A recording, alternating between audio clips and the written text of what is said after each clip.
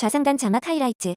2020년 3월 1일에 경기도에서 당시 지사님께서 이제 사회복지생활 시설에 대해서 예방적 코호트 격리 조치를 전국 최초로 단행하셨습니다. 그래서 이런 것들이 이제 집단 감염이 발생하지 않았는데도 미리 외부와 격리 생활을 하고 또 면회도 금지되고 그래서 그 문제가 제기가 되었었고요. 김예지 의원이 인사청문회에서 정은경 보건복지부 장관 후보자에게 2차 질의를 하고 있다. 좀 해보려고 합니다. 보건복지부가 보건의료 관련된 중요한 역할도 하지만 복지 관련해서 특히나 약 300여만 명이 되는 장애인들의 어떤 다양한 이슈들을 다루는 주무부처가 됩니다. 그래서 관련한 좀 질문들을 드리고 싶은데요. 장애를 보는 관점이 세 가지가 있고 그 중에서 의료적 모델에서 사회적 모델을 거쳐서 지금은 인권적 모델을 지향하는 그런 추세를 전 세계적으로 가지고 있습니다. 우리 보건복지부도 그러할 텐데요. 그래서 후보자님께서 생각하시는 장애인의 의료적 모델, 왜 의료적 모델의 한계를 가지고 지금 인권적 모델까지 발전해 왔는지 혹시 말씀해 주실 수 있을까요? 장애의 원인이 대부분은 이제 질병이나 손상으로부터 발생을 하다 보니 의료적인 관리나 이런 거에 처음에 초점을 맞췄을 거라고 생각을 하고요. 이런 부분들이 이제 좀 더 그 범위를 좀 넓혀가면서 사회적인 그런 활동에 대한 부분들이 강조가 되고 역할이 강조가 되고 지금은 인권으로서 그러니까 기본 권리로서의 어떤 장애인들이 받아야 되는 그런 권리와 또 서비스와 이런 부분들이 좀 더 강조되는 게 아닐까라고 생각을 해봤습니다. 네, 맞습니다. 잘 말씀을 해주셨는데요. 장애인을 수동적인 존재로 만들고 사회 환경이나 구조적 문제를 간과하는 등의 한계가 있었기 때문에 의료적 모델, 손상만 보는 결핍, 손상, 뭔가의 부족 이렇게 보는 것을 지향하고 있고요. 사회적 모델은 말씀하셨지만 핵심 개념이 장애가 개인이 아니라 사회가 만드는 것이라고 해서 이렇게 다양한 부분에서 발전해왔지만 지금은 유엔 장애인 권리위원회에서 인권적 모델을 전 세계적으로 지향하도록 하고 있습니다. 말씀하신 대로 인권적 모델은 다양한 이슈들이 있지만 사회는 이를 개선하기 위한 법적 책임이 있다. 그래서 장애인 권리를 요구할 정당한 주체이다라는 선언을 하고 있고 또한 우리 사회에서 다양한 법적 정책적 방안을 만들 때 기본이 될 텐데요. 이 말씀을 드린 이유가 이제 다양한 이슈들에서 장관 후보자 하시니까 장관님이 되신다면 거의 되실 것 같긴 한데요. 되신다면 그냥 임명 그냥 하시니까 대부분은 그래서 되신다면 이런 것들을 책임지고 또 여기 혹시라도 이제 대통령께서 잘못된 선택을 하시거나 이러셨을 때 조언을 하실 수 있는 그런 역할을 하셔야 돼서 제가 말씀을 드렸고 이 말씀을 드린 이유가 우리나라 코로나19 사망자가 처음으로 발생한 곳이 어딘지 아십니까?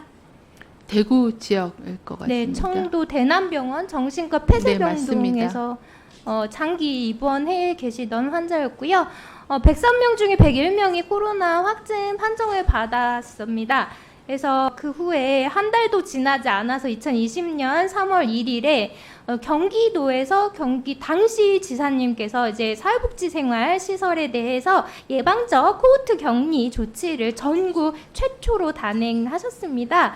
그래서 이런 것들이 이제 집단 감염이 발생하지 않았는데도 미리 외부와 격리 생활을 하고 또 면회도 금지되고 그래서 그 문제가 제기가 되었었고요. 다음 PPT를 보시면 이게 왜 그랬냐면 이게 세계보건기구 가이드라인과는 좀 전면적으로 배치되는 조치들이었습니다. 그래서 이게 문제 제기가 되었고 장애계나 뭐 다양한 부분에 있어서도 이 정책이 방역과 복지에 실패한 정책이라는 평가 를 받았어요. 그래서 만약 이제 코로나가 없으면 좋겠지만 이와 비슷한 또 감염병이 있을 수도 있잖아요. 그래서 같은 감염병이 다시 찾아온다면 그때도 이런 집단 거주시설의 코호트 격리를 지시하실 것을 묵인하실 것인지에 대해서 좀 묻고 싶습니다. 네, 코로나 초기에는 그 치명률이 굉장히 높았기 때문에 요양병원, 요양시설 또 정신병원이나 이런 시설들을 어떻게 보호할까가 최대의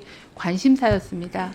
그래서 그 일환 중에 이런 코호트, 사전 예방적 코호트라는 개념이 전문가들 사이에서도 제기가 된 바가 있었습니다. 그래서 장단점에 대한 고려가 있었는데요.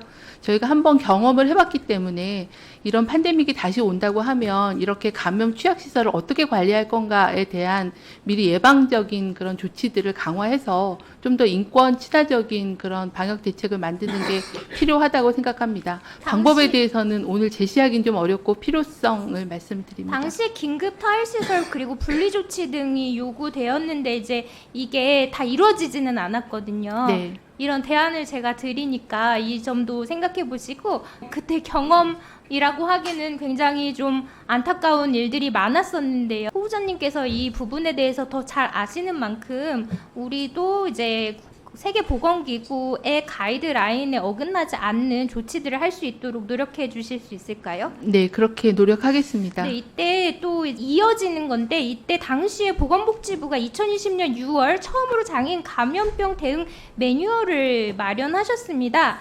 이게 근데 매뉴얼이 문서상 존재하는 것 이외의 역할을 하지 못했어요. 왜냐하면 대표적으로 코로나 위기 기간 동안 장애인 확진자가 발생해서 병원에 방문했을 때 지원 인력, 수어 통역, 정보 제공 등의 지원 체계가 전혀 마련되지 않았거든요. 이 같은 부실한 조치가 이뤄진 가장 큰 이유 중 하나가 정부 책임 주체가 이원화되어 있기 때문인데요. 해당 매뉴얼에는 누가 어떤 역할과 책임을 맡고 있는지 기재되지 않아서 현장에서 혼선이 발생했고요.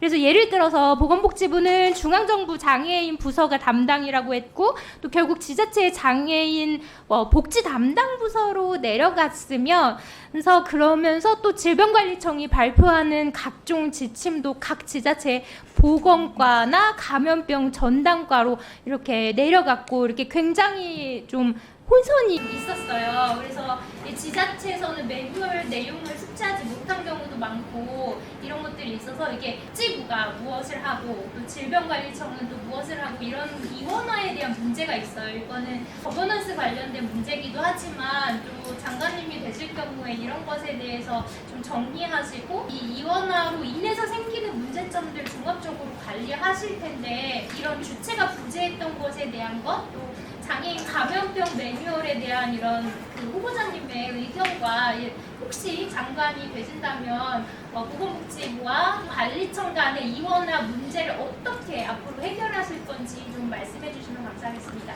의원님 지적해 주신 중앙과 지방 차원에서의 어떤 조직의 이원화로 혼선이 있었다는 말씀은 저도 공감합니다. 아마도 공중보건을 담당하는 질병관리청은 감염관리에 대한 내용을 만드는 지침을 할 거고 그 표준 지침을 가지고 사회의 모든 분야가 각자의 분야에 맞는 그런 지침으로 그거를 전환하고 그걸 다시 점검하는 그런 체계가 필요할 것 같습니다.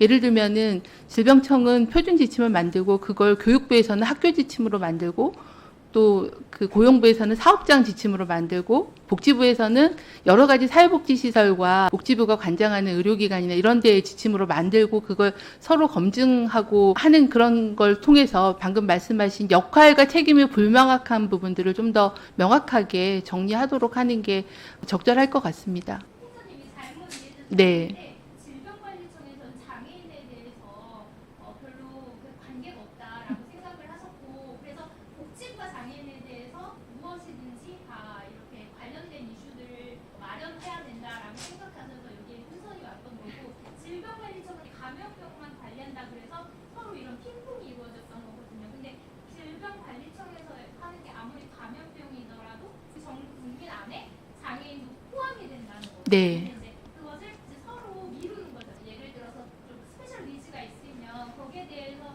우리가 지원을 할 의무가 없다라든가 모르겠다라고 하면 이제 지자체 그 혼선이 생기는 거예요. 이런 것에 대한 이원화, 이제 칸막이가 있는 것을 이제 아마 장관이 되시면 해결할 일이 굉장히 많으실 거예요. 신경을 써주시겠습니까? 네, 의원님 설명 잘 이해했고요. 좀 더 책임과 역할을 명확하게 해서 그런 공백이 없게끔 업무 분장을 잘 해서 매뉴얼에 대한 정비나 관리에 대한 체계를 만들겠습니다.